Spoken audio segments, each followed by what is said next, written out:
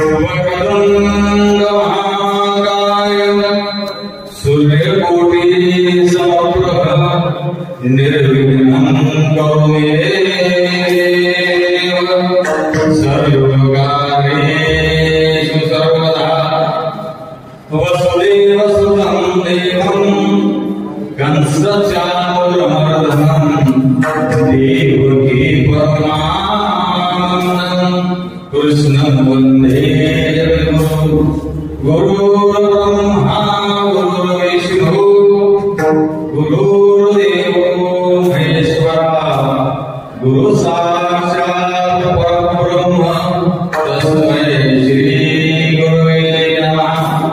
ब्रह्मानन्दं परमसुखदं केवलं ज्ञानमूर्ति तद्वादिकमकरसदृशं तत्त्वमसादिलक्षणम् एकं नित्यं विमलमचलं सर्वधी साक्ष्यभूतं भावादितं त्रिगुणरहितं सद्गुरुं नमामि। महायोगपीठे देवी भरत्या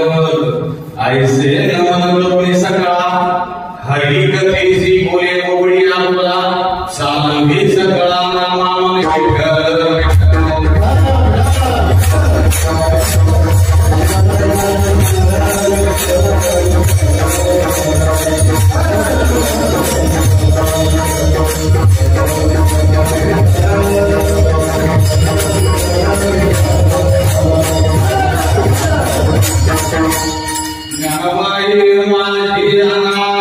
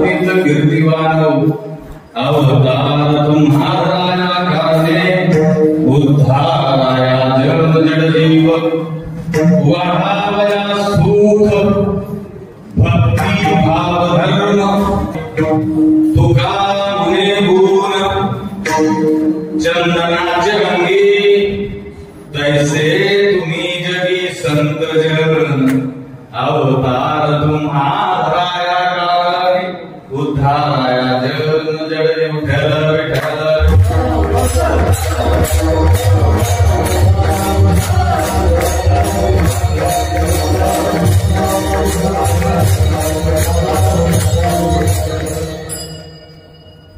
तुम्ही सगळे जे मागे बसला आहात महिला मंडळ ऐकू येते ना सगळ्यांना कायम या पतित कीर्तिवान अवतार तुम्हारा कारणे उद्धाराया जन जड जीव असं म्हणतात कान सोनाराने टोचावे असं म्हणतात कान सोनाराने टोचावे पण बरेचशा माता भगिनी इकडे यायला सुरुवात झाली म्हणून सोनाराने टोचलेले कान आहे त्याचे कमी विठ्ठल विठ्ठल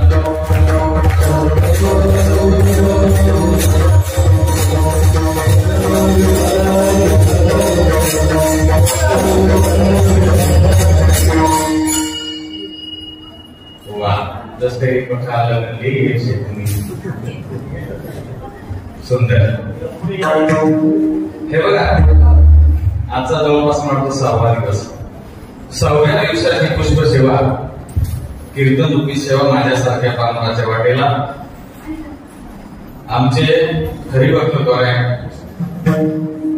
विजय नाना पगारे सर यांच्या माध्यमातून त्यांचे चिरंजीव असतील धीरज सर या नाशिकला वकील आहेत त्यांच्या माध्यमातून असेल तुमच्या सर्व मायबापांचं दर्शन व्हावं नाही तर खरं तसं जर पाहिलं तर माझं एवढं पुण्य नाही की तुमच्या सर्वांचं दर्शन व्हावं बरं मग पामराची काय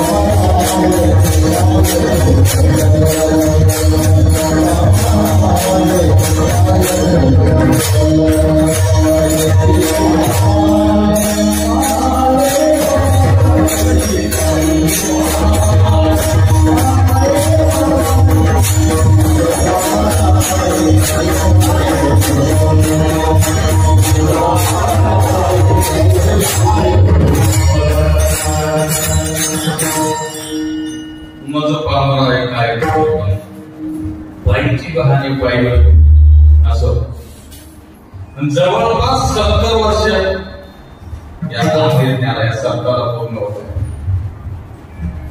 दिग्गज मंडळी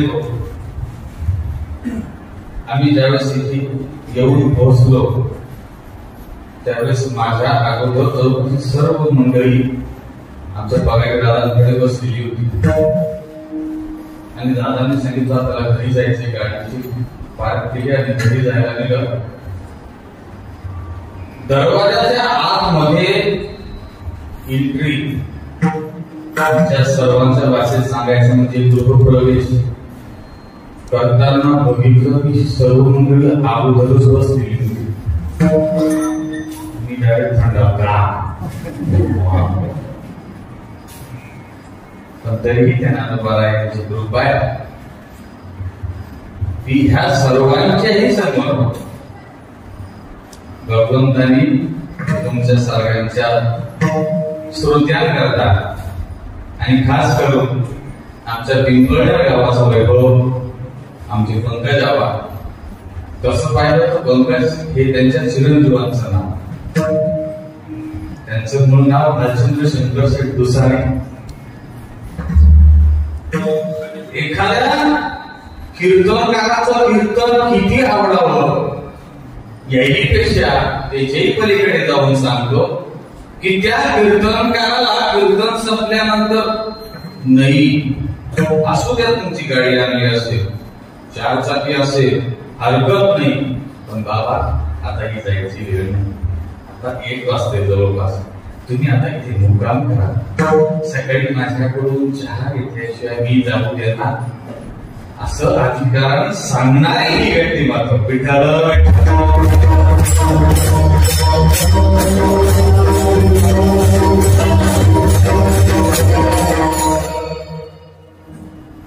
आता 15 दिवसापूर्वी पिंपळ्याला खंडोजी महाराज देवस्थान आहे, विठ्ठल मंदिर, त्या ठिकाणी अरुंद जागतिकारानंतर 4था दिवस माझ्याकडे होता.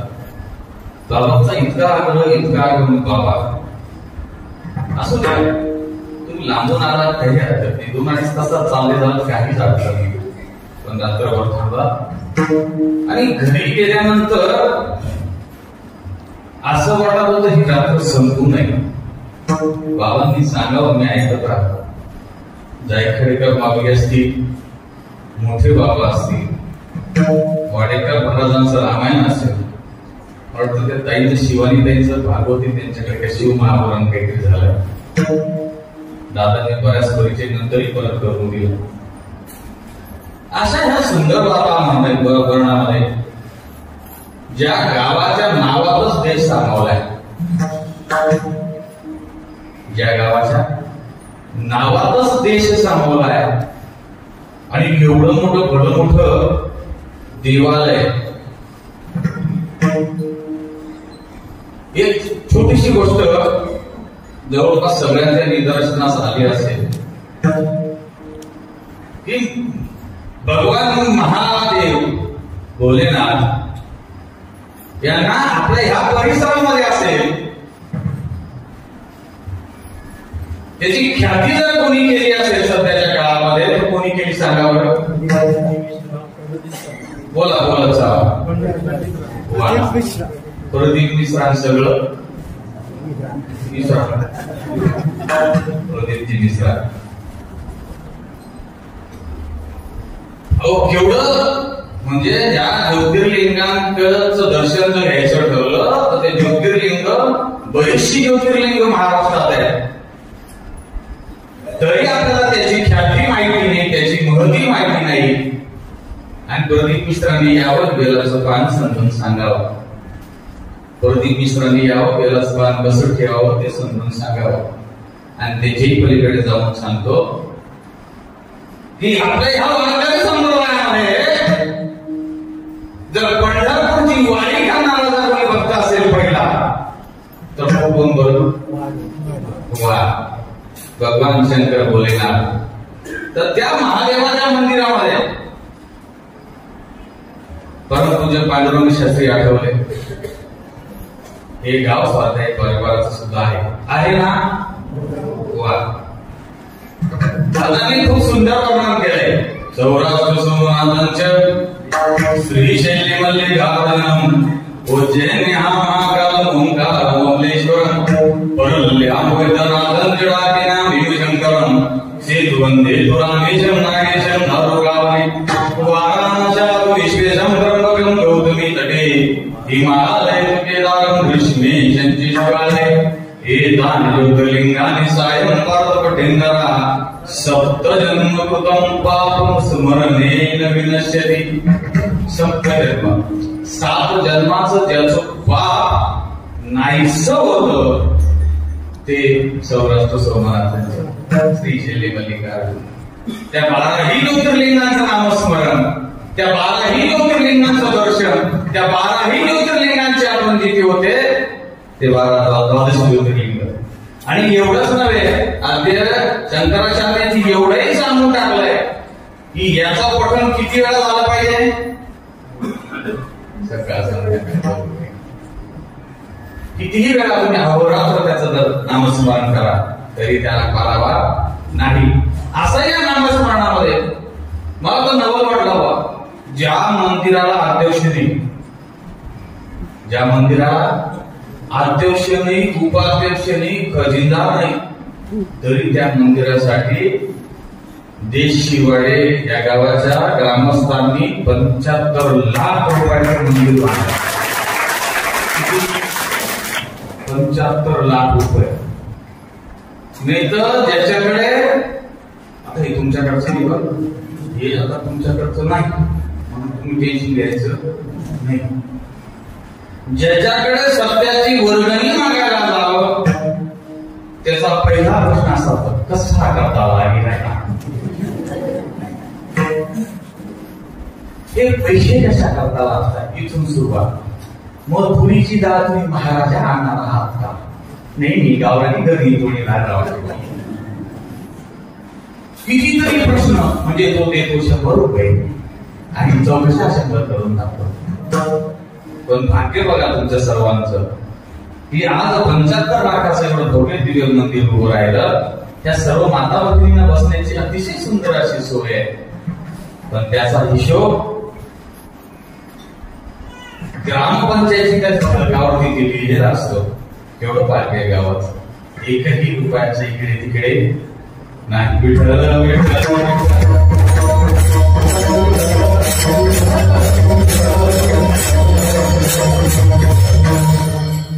असो तर आजच्या ह्या 6व्या दिवसाची पुष्पसेवा माझ्या वाट्याला आली.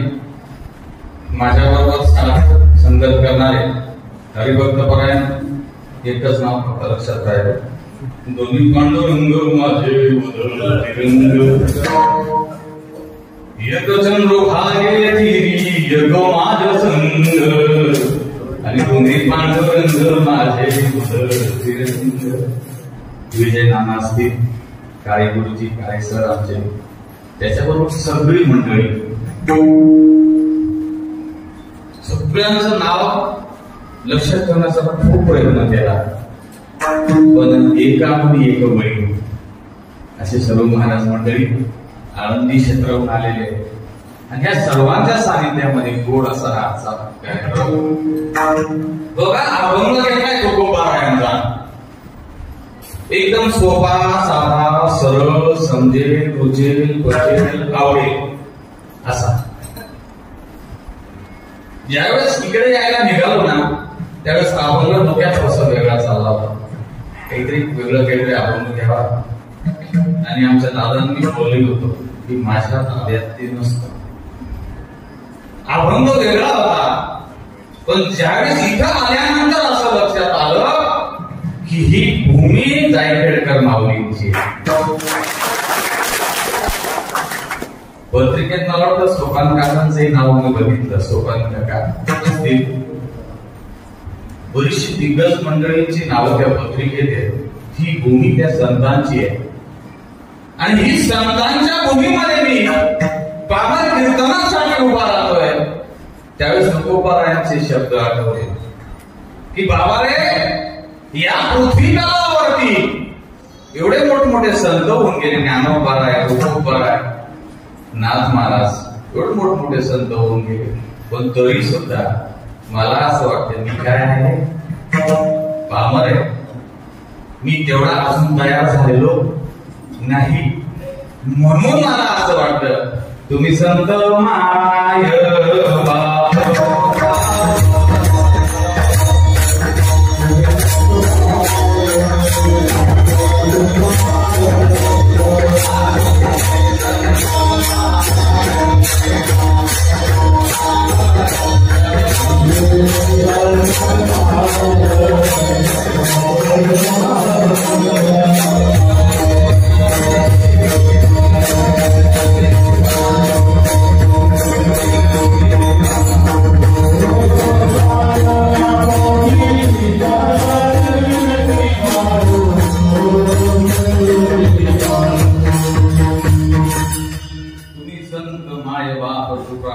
काय न्यापतीत कीर्तिवान.